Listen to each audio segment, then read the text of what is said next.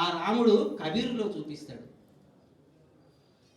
ఆ గుణం మళ్ళీ ఎక్కడ కనిపించింది అంటే, ఈ దేశం రుణపడ్డది, ఈ దేశానికి ప్రత్యామ్నాయ సంస్కృతిని చూపించిన ఒక సమాజాన్ని సృష్టించిన గొప్ప వ్యక్తి గీ నుంచి గాడికి నడుచుకుంటూ పోతుంటే, రైల్వే స్టేషన్ దాకా పోతుంటే ఆడ కనిపించింది వీరబ్రహ్మ గుడి.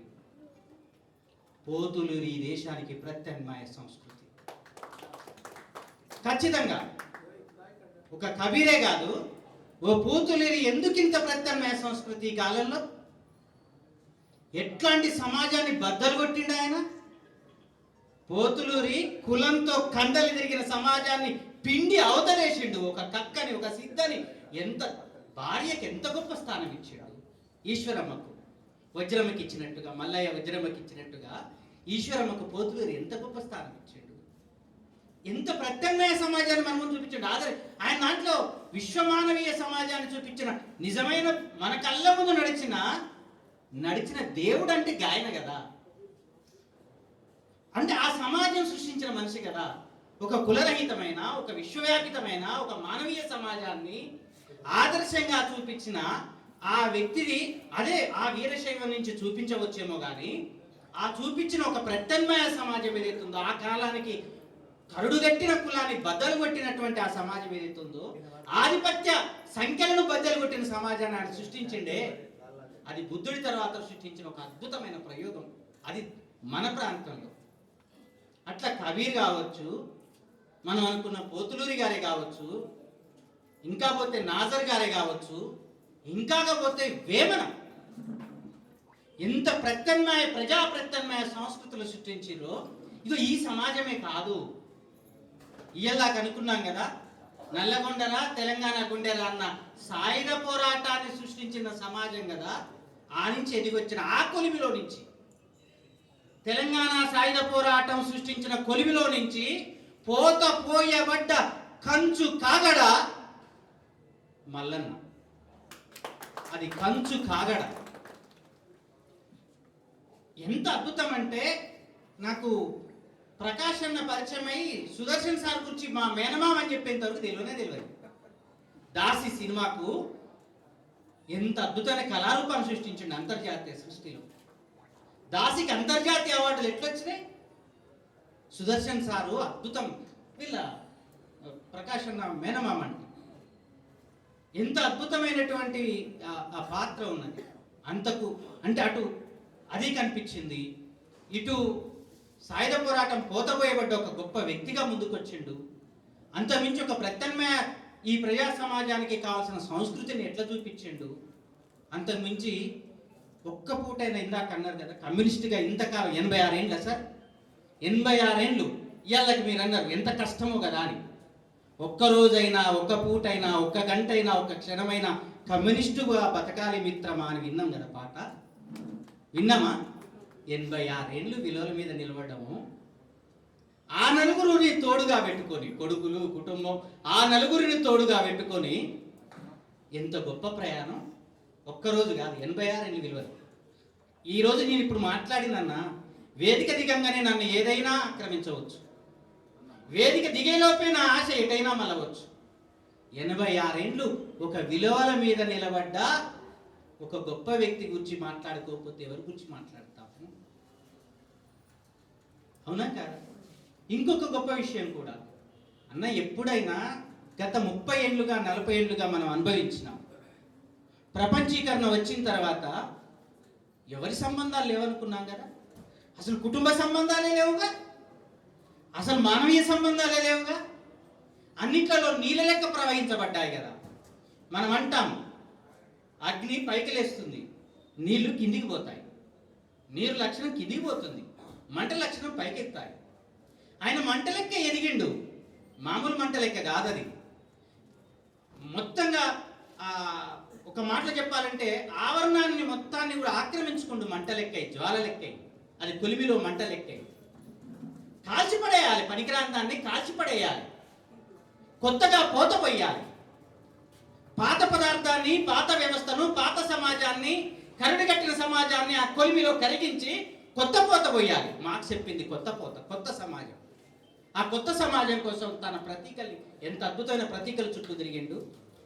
ఈ మధ్య కాలంలో వచ్చిన ప్రపంచీకరణలో మానవ సంబంధాలు అనే పత్రం అవుతున్నప్పుడు నీ ఇంట్లో నీతో భార్య మాట్లాడని పరిస్థితి, నీ కొడుకులు మాట్లాడని పరిస్థితిలో ఇంతమందిని జమ చేసుకోవటం, ఒక దగ్గరికి చేర్చడం మళ్ళీ సాధించిన విజయం కాదా? ఇంతమంది మనుషుల మధ్య మానవీయ వంతెన కట్టిన వాడు ఏమైతాడు? అందశ్రీ మాయమైపోతున్నాడమ్మా మనిషి అన్నాడు. లేదు లేదు, తిరిగి ఆవిర్భవించబడ్డాడు. మల్లన్న మరణించిన తర్వాత తిరిగి నిలబడ్డాడు మన ముందల. ఉత్తగా కాదు, కాలంలో వచ్చిన మార్పుల్ని ఎదిరీదిండి ఆయన. కాలం మనుషుల్ని దూరం చేస్తే రెండు హృదయాలను ఎంత దగ్గరగా కలిపిండు. మళ్ళీ గురించి ఒక్క మాట చెప్పాలి, అయిపోయిందన్న 2 నిమిషాలు. మీరు నిలబడారంటే ఇండికేషన్ వచ్చిందని అర్థం. 2 మాటలు చెప్పాలి. ఆ రెండేంటి అంటే, ఒక షాపులో ఒక తాతయ్య కూర్చుని ఉండట. ఆదిత్య లాంటి ఒక అబ్బాయి వెళ్ళిండట. ఆదిత్య కదా, యా, ఆదిత్య లాంటి అబ్బాయి షాపులో కూర్చున్న తాతయ్య దగ్గరికి వెళ్ళిండట. ఆదిత్య ఏం చేసిండు అంటే, ఆ షాపు గ్రీటింగ్ కార్డు షాపు. ఆ గ్రీటింగ్ కార్డు షాపులో ఆదిత్య ఏం దోలాడుకుంటాడు? మంచి లవ్ సింబల్ దోలాడుకుంటాడు. ఆదిత్య అంటే ఆదిత్య జనరేషన్ ఏం దోలాడుకుంటుంది? మంచి లవ్ సింబల్ని దోలాడుకుంటుంది. దోలాడుకున్న ఆదిత్య ఉత్తగా ఆగలే. పక్కనున్న తాతయ్యను చూసి, తాతయ్య ఇది బాగుందా అని అన్నాడట. అరే ఎంత మంచిగుందా హృదయం, లవ్ సింబల్ కదా, హృదయం ఎంత బాగుంది అనుకున్నాడు. అని తాతయ్య అన్నాడట, ఆదిత్య నీ హృదయం చాలా అందంగా ఉందయ్యా అన్నాడట. చూసినవా తాతయ్య, ఇట్లాంటి అందమైన హృదయం ఇంకెక్కడైనా ఉంటుందా చెప్పన్నాడట. అనాలి కదా, ఆ జనరేషన్ ఆ వయసు అదే అనాలి కదా, అదే అన్నాడు. అప్పుడు తాతయ్య ఏం చేసిందంటే, నిజమే మన్మడా అని 2 చేతులు ఇట్లా దించి చీల్చుకుంటే ఒక హృదయం బయటకు వచ్చిందట. ఆ తాతయ్య చించుకున్న హృదయం ఎట్లుందంటే, రక్తం స్రవిస్తుంది, గుంటలు గుంటలు ఎక్కున్నాయి, లోయలు లోయలు ఎక్కున్నాయి. ఆదిత్య భయపడ్డాడు. ఏంది తాతయ్య నీ హృదయం, నా హృదయం అందంగా ఉంది కదా, నీ హృదయం ఏంది లోతుగుంది, పొరలు పొరలుగా ఉంది, రక్తం చిమ్ముతుంది, ఈ హృదయంతో ఏంది అంటే, అప్పుడు తాతయ్య అన్నాడంట, మన్మడ నేను చాలా మందికి హృదయాన్ని ఇచ్చిన, అది లోతుపడ్డది. తిరిగి వాళ్ళు కొంతమంది తిరిగి నాకు హృదయాన్ని ఇచ్చింది, అక్కడ సమమైంది. ఎక్కడైతే హృదయం ఇయ్యలేదో, తీసుకున్న వాళ్ళు ఇయ్యలేదో, అక్కడ గోతులు లెక్కబడ్డది. నేను హృదయాన్ని పంచిచ్చిన కదా అన్నాడట తాతయ్య. ఇప్పుడు చెప్పు మన్మడ అంటే ఆదిత్య ఏం చెప్తాడు చెప్పండి? ఎవరి హృదయం బాగుందని చెప్తాడు? తాతయ్య హృదయమే కదా. ఆ తాతయ్య మల్లయ్య కాకపోతే ఎవరయ్యా? ఇంతమంది హృదయాలు పంచకపోతే ఈ పరిస్థితి ఎట్లొస్తుందయ్యా? అవా కాదా? అంతేకాదు, ఇక్కడే ఆదిత్య ఇయ్యలాగా చెప్పకపోతే నేను మర్చిపోతుంటప్ప. ఈ మల్కాజిగిరి చౌరస్తాలో ఒక పెద్ద మీటింగ్ మొన్న ఎన్నికల సందర్భంలో ప్రకాశ్ అన్న మిత్రమండలి ఇక్కడ జేఎస్ అంతా కలిసి పెట్టింది. అరగోపాల్ సారు, పిఎల్ విశ్వేశ్వరరావు గారు, నేను హాజరైన. మీటింగ్ అయిపోయినాక ఆ తాతయ్య చేతి సంచితోటి వచ్చిండు, తన మన్మల్ని తీసుకొని వచ్చిండు, మాతో విడదీయలేనంత ఒక ఆత్మీయ కౌగిలిచ్చిండు. అయిపోయిన తర్వాత ఎంత గొప్పగా మాట్లాడిండో. ఆ ప్రేమ వాక్యాలు నేను చెప్పుకుంటే ఆయన మాట్లాడినాయి నా స్వార్థం అనిపిస్తుంది, కానీ ఆ హృదయాన్ని నాకు కూడా పంచిచ్చిండు. ఆ హృదయాన్ని అందుకున్న వ్యక్తి నా కుటుంబమే కాదు, ఆ తాతయ్య నుంచి, ఆ మనిషి నుంచి ఆ హృదయాన్ని అందుకున్న వ్యక్తిని. చనిపోయినప్పుడు రాలేదు, కానీ ఇవాళ నేను మిస్ అయితే చాలా నష్టపోతుంది. ఒక పువ్వు ఆయన దగ్గర పెట్టలేకపోతుంటే, ఆ దీపం వెలుగుతుంటే, దీపం మామూలు విషయమేం కాదు. బుద్ధుడు జ్ఞానం పొందిన తర్వాత తిరిగి తన సొంతూరుకు వస్తుంటే, ఆ మనిషి వస్తుంటే మళ్ళీ రాజ్యం కోసం కాదు, మళ్ళీ కుటుంబం కోసం కాదు. బుద్ధుడు మళ్ళీ కపిల వస్తుకు వచ్చేది రాజ్యం కోసం కాదు కదా. దేనికోసం? ఒక జ్ఞానాన్ని విస్తృతి చేయటానికి, ఒక సమస్యకు పరిష్కారం కోసం.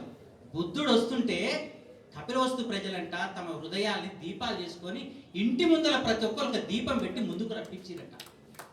గదయ్య దీపావళి, అది దీపావళి. మానవీయ హృదయానికి స్వాగతం పలికిన దీపావళి. బుద్ధుడికే మాత్రం కాదు, ఇలా దీపాలు వెలిగిస్తుంటే నాకు అట్లాంటిది అనిపించింది. ఈ దీపావళి కుటుంబమే కాదు, సమాజం వెలిగించిన దీపం. అదే కాదు, అంతిమంగా ఒకటి చెప్పి ముగిస్తున్నా, ఆయన్ని మర్చిపోం. గాయపడ్డ గాలిబాట నుంచి తిరిగి వస్తాడు, చెరచబడ్డ జలపాత నుంచి తిరిగి లేస్తాడు, తిరిగి వస్తాడు, తిరిగి లేస్తాడు. అరుణోదయ క్రాంతిని విస్తరింపజేస్తాడు. మళ్ళీ చిరికాలం ఉంటాడు. మల్లయ్య మామూలే కాదు. తెలంగాణ ఉద్యమంలో ఒక మాట అన్నాం, మల్లిగాడు మల్లయ్య అవుతాడా అన్నాం. తెలంగాణ ఉద్యమంలో మల్లిగాడు మల్లయ్య అవుతాడా అన్నాం. ఎంత గొప్పది. మల్లిగాడు మల్లయ్య గాడు మామూలు విషయం కాదు. ఒకవేళ సాయుధ పోరాటంలో పాల్గొనకపోతే, కమ్యూనిస్టుగా తన జీవితాన్ని ఆచరించకపోతే మల్లయ్య మల్లిగాడిగా ఉండిపోయేవాడేమో, తండ్రుల్లో జీతం చేసేవాడేమో. కమ్యూనిస్టు ఆ మనిషిని మల్లయ్యగా మార్చింది, మల్లయ్య గారిగా మార్చింది, మల్లన్నగా మార్చింది. ఇంత పెద్ద కుటుంబాన్ని రామగిరి ప్రకాశనతో పాటు ఆ నలుగురు సోదరులకు కుటుంబ సభ్యులకు చెప్తున్నాం, ఆయన మీకు ఏం ఆస్తులు ఇచ్చిండు కాదన్నా, ఇంతమందిని ఇచ్చిపోయాడు, మీకు ఇన్ని ఆకాంక్షలు ఇచ్చిండు. వీటిని నిలబెడతారనే నమ్మకం, విశ్వాసం ఇది జరిగింది. ఇది కొనసాగిస్తారని ఆశిస్తూ నాకు అవకాశం ఇచ్చినందుకు, ఎందుకంటే విద్యావంతుల వేదిక మా రాష్ట్ర కమిటీ సభ్యుడు ప్రకాష్ అన్న, వేదిక సభ్యుడు, ఓ బుద్ధిజీవిగా తన పాత్రను తాను నిర్వహిస్తున్నాడు. ఇక్కడున్న అద్భుతమైన బుద్ధిజీవులు కూడా ఆ మార్గంలో ఉన్నారు. అజేయమైంది రేపటి రోజు మనదే, ఖచ్చితంగా మనదే. Thank you very much. ప్రత్యేకమైన ధన్యవాదాలు. చైతన్య సమాజానికి కాగడా వెల్లుతురే ఒక స్ఫూర్తి. ఆ కాగడా నుంచి వచ్చినటువంటి మల్లయ్య గారి యొక్క స్ఫూర్తిని కొనసాగించాలనే ఒక సందేశాన్ని ఇచ్చినటువంటి మిత్రుడికి ధన్యవాదాలు. కామ్రేడ్ మేడం జ్యోతి గారిని తమ అమూల్యమైన సందేశాన్ని ఇవ్వవలసిందిగా ప్రార్థన. వేదిక మీద ఉన్న పెద్దలందరికీ నమస్కారం అండి. కింద ఉన్న వాళ్ళందరికీ కూడా. నేను ఏ రకంగా ఇక్కడ మాట్లాడడానికి నాకు అర్హత ఉందో తెలియదు. ఎందుకంటే మిత్రులు నన్ను కామ్రేడ్ అని సంబోధించారు. ఎంత పెద్ద పెద్ద వాళ్ళతోటి ఆ కామ్రేడ్ అనే పదంని అంటే కలిపి మాట్లాడారో, అది చూసిన దాన్ని చదువుతున్న దాన్ని, కాబట్టి అంత అర్హత నాకు ఉందని నేను అనుకోవట్లేదు. నేను ఒక మామూలు టీచర్ని. అయితే నేను చూసిన మల్లయ్య గారిలో నేను ఎప్పుడు ఇంతటి ఎర్రకోనని నేను చూడలేదు. ఎందుకంటే వారు మా నాన్నగారైన శ్రీరాములు గారికి మిత్రులు, మా అన్నయ్య మోహన్ రావు గారికి ఆప్తులు. కాబట్టి ఈ కోణం వాళ్ళకి తెలిసినంతగా నాకు తెలియదు. కాకపోతే నేను మీ రెండవ కుమారుడు విద్యాసాగర్ నాకంటే 3 నెలలు పెద్ద, విద్యాసాగర్ని పెద్ద అని అంటాను. ఈ పోరాటం మా ఇద్దరి మధ్య ఎప్పుడు ఉంటుంది. 3 నెలలు పెద్ద. ఇద్దరం కలిసి పెరిగాం. నాకు ఈ విలువలు, ఈ సాంప్రదాయాలు, లేకపోతే ఈ సోషలిజం, కమ్యూనిజం, వీటన్నిటికంటే కూడా ఇవన్నీ నాకు ఇప్పుడు ప్రస్తుతం ఈ వయసులో నాకు చాలా కన్ఫ్యూజన్గా ఉన్నాయి. కానీ నేను ఎప్పుడు కూడా అర్ధరాత్రి అయినా సరే, అపరాత్రి అయినా సరే, ఒక ఇంటి తలుపు కట్టి నాకు ఛాయ్ పెట్టియండి, నాకు ఇది కావాలా, అది కావాలా అని చెప్పి ఒకటే ఒక రూమ్లో ఉండేవాళ్ళు వీళ్ళు. మెట్టుగూడలో ఒకటే ఒక రూమ్లో 4 మగపిల్లల మధ్య నేను వెళ్ళి కూర్చుని, నాకు ఇది కావాలా, తింటావా అంటే ఉన్న ఛాయ్ని సగం సగం పంచి నాకు ఇది తాగుపో అని చెప్పిన అంకుల్ మల్లయ్య అంకుల్. నాకు తెలిసింది అది. నాకు ఈ ఇజాలన్నీ తెలియదు. కానీ ఈ రోజుకి కూడా నిరభ్యంతరంగా ఇన్ని సంవత్సరాల నా జీవితంలో నేను ఏదైనా ఒక ఇంటికి వచ్చి కూర్చుని తిని ఏది అడగకుండా, పైపచ్చు ఒక స్త్రీగా నా జీవితంలో నాకు చాలా సంక్షోభాలు ఉన్నాయి. ఎందుకంటే నేను జీవిత ఉద్యమాలతో ఇంకా పోరాడుతున్నాను. వీళ్ళగా ఈ బయట ఉద్యమాల్లోకి నేను రాలేదు. కానీ ఆ సమయాల్లో కూడా నేను ఇంటికి వచ్చినప్పుడు, ఏమ్మా ఎంత సంపాదించావు, నీ జీతం ఎంత, నువ్వు ఎక్కడ ఉంటున్నావు, నీ సొంత ఇల్లు, లాంటి ప్రశ్నలు ఏవైతే నేను అసహించుకుంటానో, ఈ రోజుల్లో ఏవైతే చాలా అవసరమైనయో అవేమీ లేకుండా, ఏమ్మా బాగున్నావా, రా తిన్నావా అని చెప్పి నన్ను ఇంట్లో పిలిపించిన ఇల్లు ఇది. సో నాకు తెలిసి వీళ్ళు ఏ విలువల్ని వాళ్ళు పాటిస్తారో ఏంటో నాకైతే తెలియదు. కానీ మల్లయ్య అంకుల్కి సంబంధించినందుకు ఈ ఇంట్లో నాకు ఎప్పుడు కూడా నాకు ఆ చోటు ఉంది.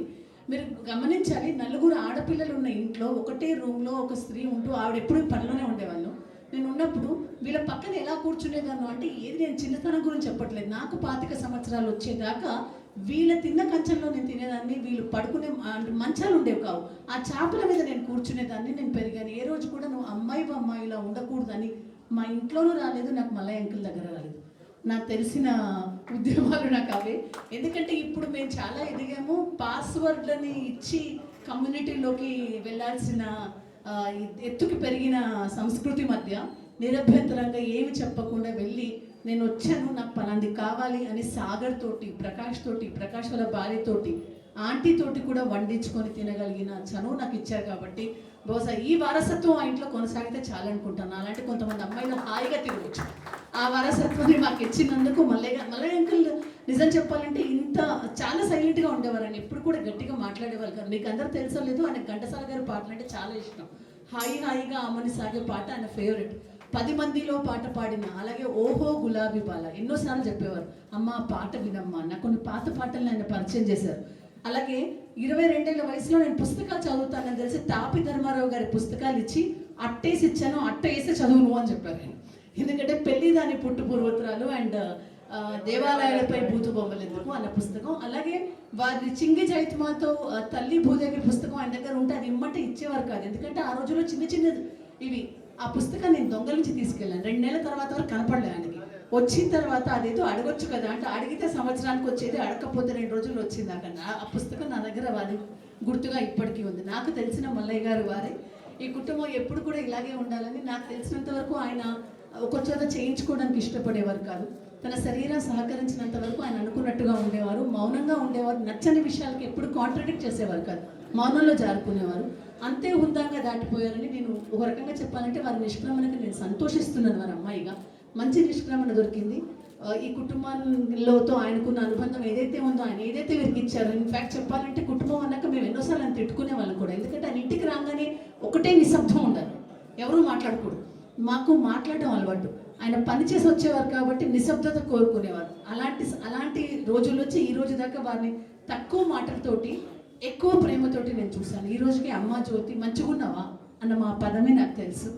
ఆయన నాకు అలాగే గుర్తుండిపోతారు. నాకు ఈ అవకాశం ఇచ్చినందుకు ధన్యవాదాలు. Thank you.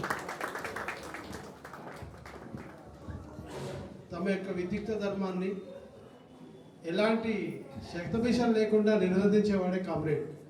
మీ పనులు మీరు నిర్వర్తిస్తే కామ్రేడ్ అయినట్టే. ప్రత్యేకంగా వేరే సిద్ధాంతాలు అవసరం లేదు మేడం. ఎందుకంటే యద్భావం తద్భవతి అని మనం ఏదైతే అనుకుంటూ ఉన్నామో దాన్ని చిరతర సహాయం చేసుకోవడమే గొప్ప విషయం.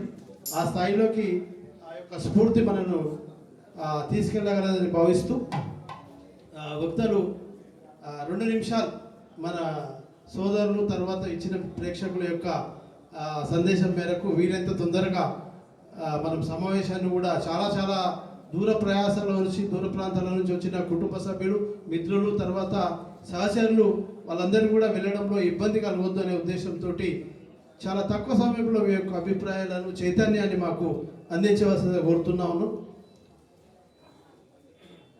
రాజేందర్ గారు బయట ఉన్నట్టున్నారు బహుశా. సో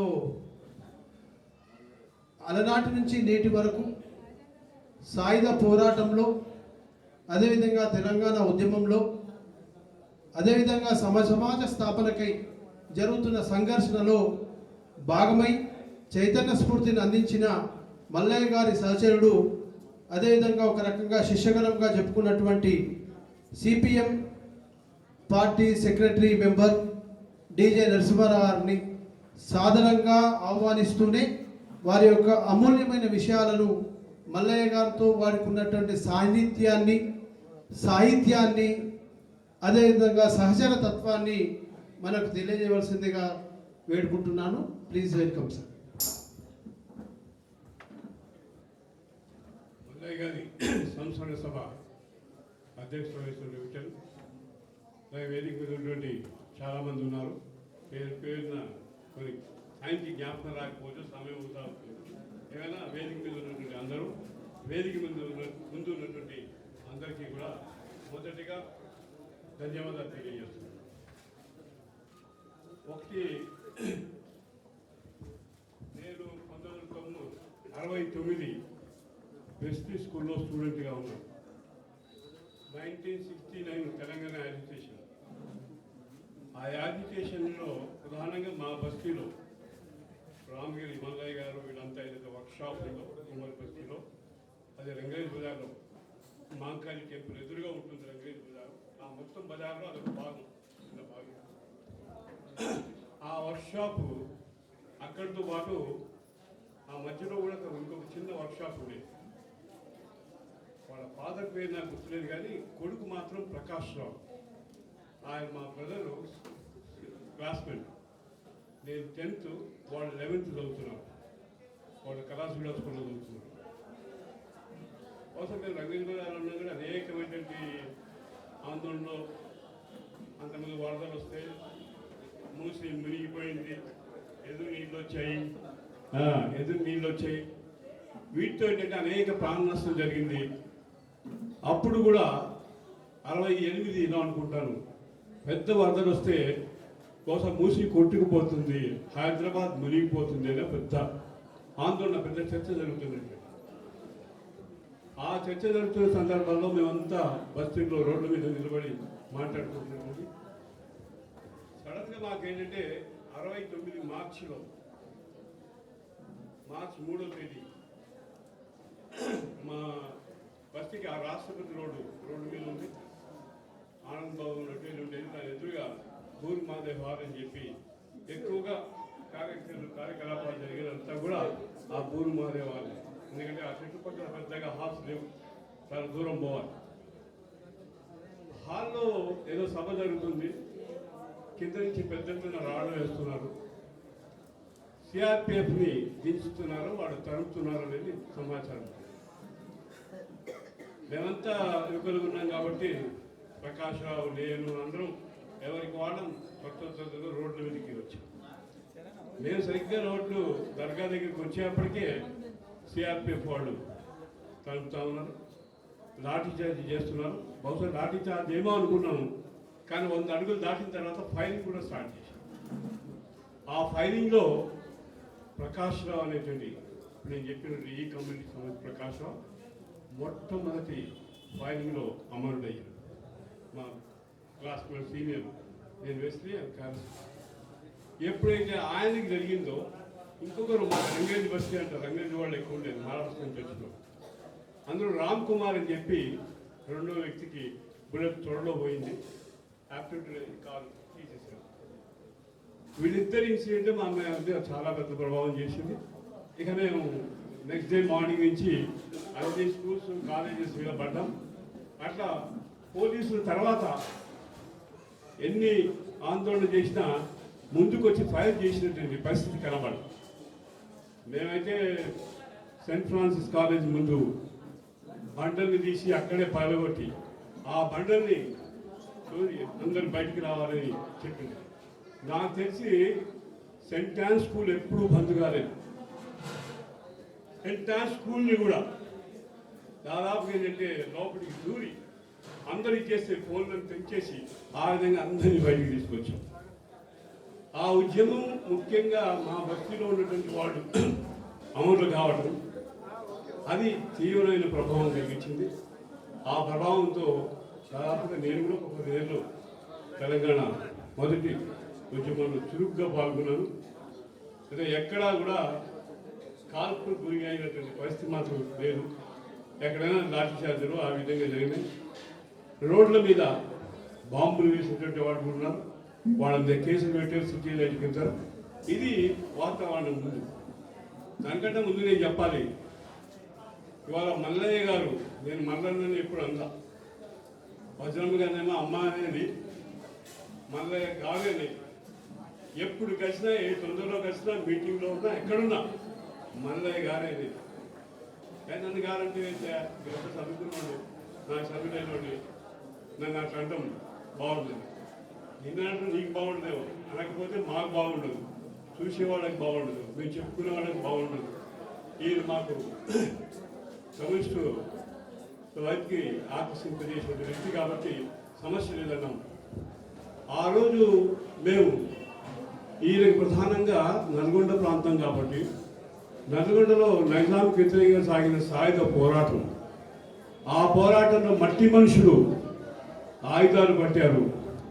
మహిళలు మల్లు స్వరాజ్యం మహిళలు కూడా ఆయుధాలు పట్టారు. ఆయుధాలు బట్టి గడిల మీద, భూస్వాముల గడిల మీద ఆ విధంగా వాళ్ళ అరాచకత్వాన్ని అంతా కూడా ప్రతిఘటించేటువంటి పరిస్థితి ఉంది. దానికి నాయకత్వం వహించిన దాంట్లో మన సుందరయ్య గారు ముఖ్యులు, భీమరెడ్డి నరసింహారెడ్డి గారు, మల్లు స్వరాజ్యం కింద మహిళ, ఆ విధంగా చండా రాజేశ్వరరావు కావచ్చు, దేవపుల వెంకటేశ్వరరావు కావచ్చు, ఇలాంటి వాళ్ళందరికీ రావు ఉంది. ముఖ్యంగా సుందరయ్య గారి ప్రభావం మల్లయ్య గారి జీవితం మీద ఉంది. ఆయన ఆలోచన సరళ మీద ఉంది, ఆయన నిబద్ధత మీద ఉంది. ఆయన సింపుల్గా ఉండేవాడు. నేను ఎప్పుడు మెడలో కండువాలు వేసుకునే కల్చర్ చాలా ఎక్కువ ఉంది. ఐడెంటిటీ ఆయన కోసం అని చెప్పి రెడ్ కండువా వేసిన సందర్భం నేను చూడాలి. వేసిన బ్లాకే అది కూడా ఆయనకు కొద్దిగా ఆస్తమా సమస్య లాంటి సమస్యలు ఉంటుంది. దానికోసం ఏంటంటే దాదాపుగా యూజ్ చేసేటువంటిది ఆ విధంగా అది వేసింది. చాలా సింపుల్గా ఉన్నాడు. అంత సింపుల్గా ఉండటం సాధ్యమా? 10 రూపాయలు సంపాదిస్తే దాంట్లో ఏదో ఒక మేరకు దాదాపుగా ఖర్చు పెట్టేటువంటి స్వభావం ఉన్నది. ఆయనకు 4 పిల్లలు. ఆయనకి ఏం ఆదాయం వస్తుందనే నాకే అర్థమయ్యేది కాదు. నేనేది ఏం మల్లయ్య గారు అసలు ఏం వస్తుంది, మరి మీ కుటుంబం ఎట్లా నడుస్తుంది, ఎట్లా అంటే ఏందా నువ్వు నిజకి పిచ్చోడి, నువ్వు నా గురించి ఆలోచిస్తావు, నువ్వు పని చేయాల్సింది చాలా ఉంది, నువ్వు ముందుకు పోవాలా, ఇవన్నీ వదిలేయాలా, మా పని నేను చూసుకుంటాం, నువ్వు అందరి కోసం వెళ్ళాలి. మేము ఆ స్ఫూర్తితో మొత్తం సికింద్రాబాద్ అంతా ఒకటి చేశాం. వేలాది మంది విద్యార్థులను సంఘించాం. ఈరోజు హైదరాబాద్, ఓల్డ్ హైదరాబాద్, గుల్బర్గా వరకు, మహబూబ్ నగర్, నల్గొండ, ఇటు మెదక్, మొత్తం ఏరియాస్ అన్నింటిలో కాన్ఫిడెంట్గా చెప్పగలుగుతాం. 6 దశాబ్దాల్లో పట్టుదలగా పార్టీ లేని ప్రాంతం లేకుండా చేశాం. ఇవాళ 32 కమిటీలు ఉంటే 34 కమిటీలు మేము ఎక్స్పాండ్ చేసి ఆ విధంగా హైదరాబాద్లో ఇదే మల్కాజ్గిరిలో దాదాపుగా కార్పొరేషన్ ఎన్నికలు, మున్సిపల్ ఎన్నికలు జరిగితే, కాపురాలో జరిగితే ఇక్కడ దాదాపుగా 6 పోటీ చేశాం. 6లో దాదాపు 3 గెలిచారు.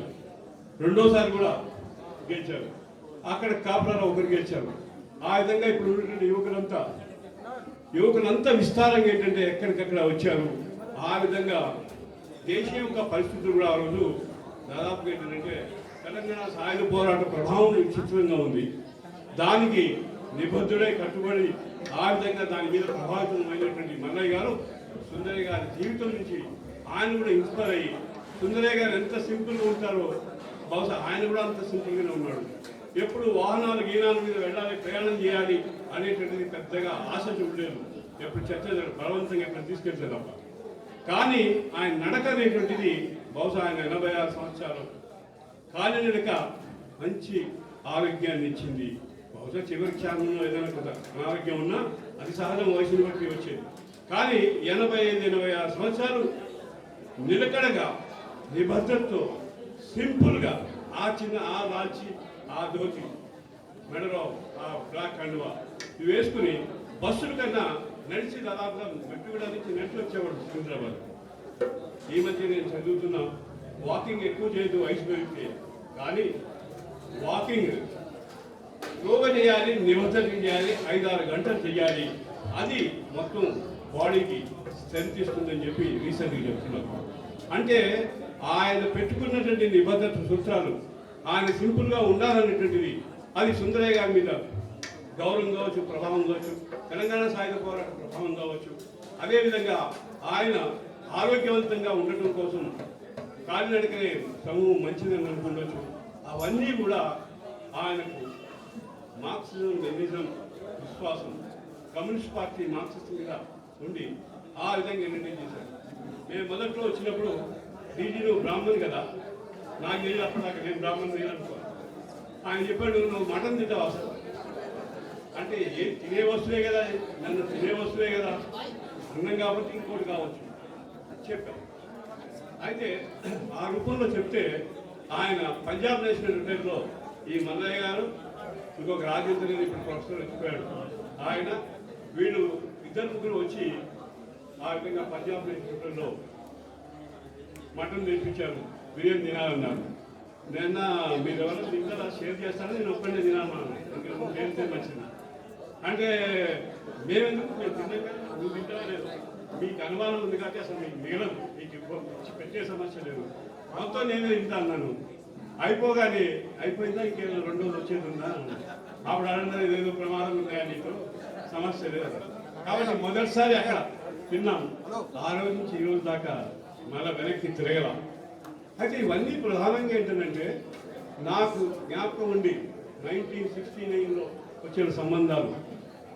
మేము ఒక 20 మంది ఆనాడు గట్టి యువకులు, ప్రొఫెసర్ ఈయన వేణు సంకోలు, నల్గొండలో లెక్చరర్, ఇలాంటి వాళ్ళు మీ సిఆర్పిఎఫ్లో పోలీసులు ఉన్నవాళ్ళు, నాకు ఒక 20 మంది యువకులు మేము సికింద్రాబాద్లో బయలుదేరి ఆ విధంగా ఏంటంటే ఈయనని ఎప్పటికప్పుడు మమ్మల్ని సమాచారం అడిగేవాడు, సమాచారం ఇచ్చేవాడు. 20 మందిలో నాకు గుర్తున్నందుకు ఇప్పుడు ఒక 3-4 మాత్రమే మిగిలేదు. మిగతా వాళ్ళంతా దాదాపు కాలం చేశారు.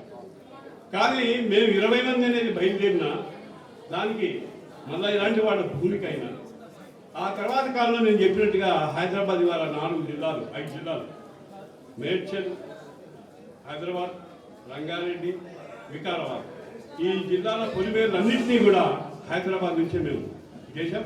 ఇప్పుడు విస్తారంగా ఇక్కడ కమిటీలు అక్కడ ఏర్పడ్డాయి.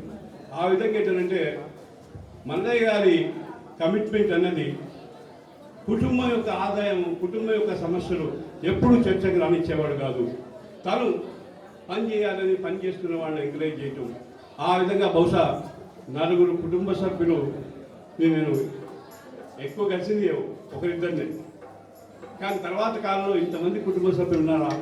ఇప్పుడు చూస్తే మనవాళ్ళు, కోడళ్ళు అందరూ ఇంతమందిని చూసిన తర్వాత అసలు మల్లయ్య గారు ఇంతమందిని విశ్వాసం పొంది ఇంతమందికి కాన్ఫిడెన్స్ ఇచ్చి ఆ విధంగా తన వారసత్వాన్ని నిలబడడంలో తన కుటుంబాన్ని జయప్రదంగా, ముఖ్యంగా వజ్రమ్మ గారు ఆవిడ బహుశా ఎప్పుడు ఆయన వేరే మాట ఎదురు చెప్పిన సందర్భాలు వినలేదు మేము. ఏదైనా మనకు సాధారణంగా ఏమైనా సంభాషణ ఉండవచ్చు, కానీ మాత్రం ఏంటంటే ఆయన మీద అచంచలమైన విశ్వాసం ఉండింది. ఆయన ఒక పని చేస్తుంటే అది న్యాయబద్ధం, అవసరమైతే మనం తట్టుకోవాలి అనేటువంటి కమిట్మెంట్, ఒక విధంగా ఓన్నెస్ ఉండింది. అందుకే ఆయన ఏం చదువుకున్నాడు అనేది ఆయనే చెప్పాడు. నేనేం చదువుకోలేదు, వీరేం చదువుకున్నారనే సమస్య లేదు. నేను దాకా వచ్చినప్పుడు ఆరోగ్యం ఎట్లా ఉంది అంటే మమ్మల్ని వదిలిపోయారు ఇట్లా అంటే నేను మీ వయసు ఇంకా ఆయన కనుక చిన్నదే, ఆయన పెద్ద వయసు కాబట్టి బాధ్యతలు మీతో సమానంగా చూశారు కాబట్టి మీరు కూడా షేర్ చేస్తేనే చూడగలిగారు. ఏవైనా ఆయన ఆరోగ్యంగానే కాలం చెందారు కాబట్టి ఇంతకంటే మనం ఎవరైనా తప్పదు ఎప్పుడో అప్పుడు. అందుకని మీరు ఆలోచించండి, మీరు ఆరోగ్యంగానే ఉండాలా. ఆ విధంగా మీ కుటుంబ సభ్యులందరూ కూడా ఆయన విశ్వాసాన్ని కొనసాగిస్తున్నారు. ఇవాళ రోజు మాకు విశ్వాసంతో నేను ఇక్కడికి చనిపోయినప్పుడు నాకు సమాచారం మా ప్రొఫెసర్ ఇచ్చాడు, నేను ఉండటం లేదు మీరు చూడండి అన్నాడు. నేను యాక్చువల్గా వికారాబాద్లో కమిట్మెంట్ ఉన్నాను, నేను తప్పకుండా వీళ్ళకి ఫోన్ చేసి ముందే వస్తాను, వీళ్ళంతా చూసుకుని ఇక్కడి నుంచి 12కి బయటికి బయలుదేరుతానని చెప్పా. ఆ విధంగా ఆ రోజు మన వాళ్ళందరూ కూడా రాగలిగారు. అందరితో ఆ సూత్రబద్ధమైంది, ఎలాంటి కర్మకాండలు అనేది కాదు కూడా. ఆ విషయంలో చాలా స్పష్టంగా ఉన్నాడు మొదటి నుంచి. ఎవరి విషయంలో ప్రాబ్లం చేశారు కాబట్టి అది నిబద్ధతతో చేశారు. ఈరోజు ఇంత ఉత్సాహపూరితంగా ఆయన సంస్మరణ సభ అన్ని తరగతులు, యువకులు, మహిళలు తక్కువ ఉంటారు ఇక్కడ కాబట్టి మహిళలు, యువకులు, ఆ విధంగా వివిధ రాజకీయ పార్టీ నాయకులు అందరూ కూడా ఏంటంటే ఇవాళ దీనికి రావటం, ఓ విధంగా ఆత్మవిశ్వాసంతో మనం చేసిన పని మీద మనకు మరింత నమ్మకం బలపడేట్టుగా ఈ సంస్థను జరిగింది. నేను మిత్రుడికి మర్చిపోయాను, చనిపోయినప్పుడు ఒక అడ్వకేట్ని ఇక్కడ తీసుకొచ్చాను. ఆయన ఫోన్ చేశాను, నీకు మర్చిపోయినాయా, పొరపాటు జరిగింది, అవకాశం ఉంటే ఇప్పుడైనా రాగలుగుతామంటే ఎక్కడ దూరం ఉన్నాను రాను అంటే. ఆ విధంగా అన్ని తరగతులు వచ్చారు. ఇవాళ రాజకీయ పరిస్థితుల్లో మనం ఆలోచించాల్సింది తప్పకుండా నిబద్ధతతో పనిచేసేవాళ్ళు, గౌరవం ఇవ్వడంతో పాటు మనం కూడా దాన్ని ఆస్వాదించాలి. అలాగే వాళ్ళ ప్రభుత్వాలు కులాలు, మతాల దగ్గర నుంచి ఓట్లు సాధించి ఇవాళ వ్యాపారాల అనుబంధాలు కార్పొరేట్లకు పోయి ఇవాళ ట్రంప్ అంటే మోడీ తల వంచే పరిస్థితి, ఇన్ని 140 కోట్ల మంది ప్రజలు తల దించే పరిస్థితి తప్ప ఆయన తరలించడం ప్రతిగించగలిగే పరిస్థితి లేదు. ఎక్కడో పుతిన్ అన్నాడు, నువ్వు భారతదేశాన్ని, చైనాని 2 పెద్ద దేశాలు, వాటిని బెదిరిస్తావా, నువ్వు బెదిరించే సత్తా నీకు ఉందని అనుకుంటున్నావు అసలు అని చెప్పి ఆయన ప్రశ్నించాల్సి వచ్చింది. కానీ భారతదేశ ప్రజలంతా కూడా ఏంటి మన మోడీగా ఉన్నాడు, నోరు మెదపడు, ప్రజల మీద సమస్యలు వచ్చిన మెదపడు, కానీ ఈ దేశ సార్వభౌత్వానికి వచ్చినప్పుడు కూడా వ్యాపారం ఉంది. అందుకే ఈరోజు మతోన్మాదం, ముఖ్యంగా కార్పొరేట్ విధానాలు, నూతన ఆర్థిక విధానం ముందు ఒకరి స్పీకర్ చెప్పారు, 1980 నుంచి 90 మంది వచ్చిన నూతన ఆర్థిక సంస్థలు దాదాపుగా ప్రైవేటైజేషన్ పెరిగి పబ్లిక్ సెక్టార్ రూయిన్ అయిపోయి కొలువులు లేక ఇవాళ చిన్న భిన్నమైనటువంటి పరిస్థితి. ఇలాంటి సందర్భంలో విప్లవం రావడం ఒక